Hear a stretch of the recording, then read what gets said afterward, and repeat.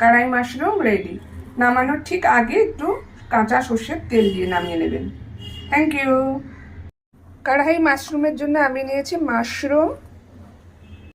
এগুলোকে আমি জাস্ট ধুয়ে পরিষ্কার করে কেটে নেব। মাশরুমগুলোকে ধুয়ে পরিষ্কার করে নিয়েছি। কড়াই মাশরুমে যত বেশি করে মটরশুঁটি দেবেন তত বেশি ভালো লাগবে খেতে। এটাও একটু বেশি করে পড়বে আর কি।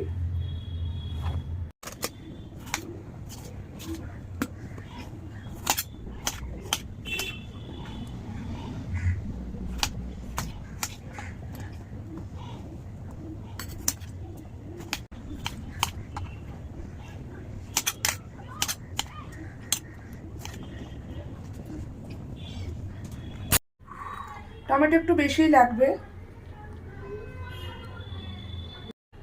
মশলায় দেব আদা, কাঁচা লঙ্কা,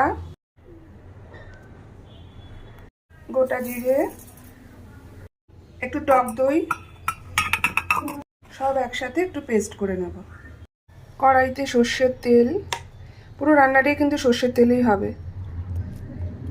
কড়াই পনির বলুন, কড়াই মাশরুম বলুন, কড়াই চিকেন বলুন, এগুলো সব সর্ষের তেলেই রান্না করলে ভালো লাগে খেতে। একটু গরম মশলাও দিয়ে দেব। তেলে ফোড়নে দেব এলাচ,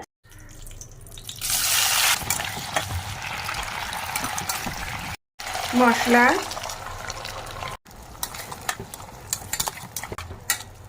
শীতকালের টমেটো তো গলতে বেশি টাইম নেবে না, পুরোটা গলে গেলে হবে না, একটু যেন গোটা গোটা থাকে আর কি। মটরশুঁটি, মাশরুম সব একসাথে বসিয়ে দিয়েছি। নুন, একটু লঙ্কার গুঁড়ো, হলুদ, একটু মিষ্টি।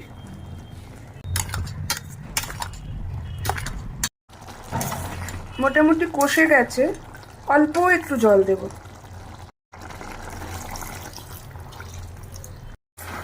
তো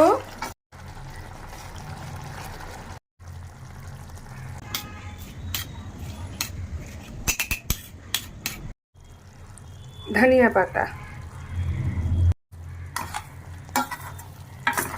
তো রেডি হয়ে গেছে আমার কড়াই মাশরুম।